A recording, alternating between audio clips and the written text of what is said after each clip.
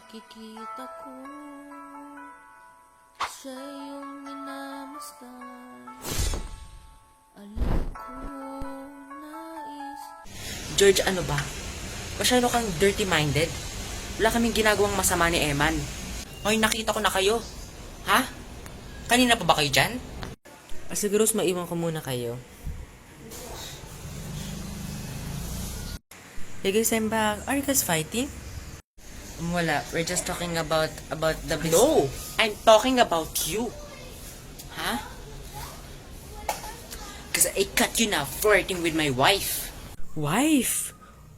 Ang pagkakaalala ko, hindi pa kayo kasal.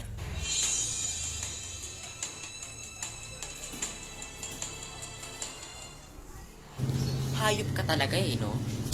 Can you guys stop? Okay. George, tumigil ka na. Eman, I'm so sorry. No, it's okay. The owner of Taste of Milan Cafe, Eman De Jesus.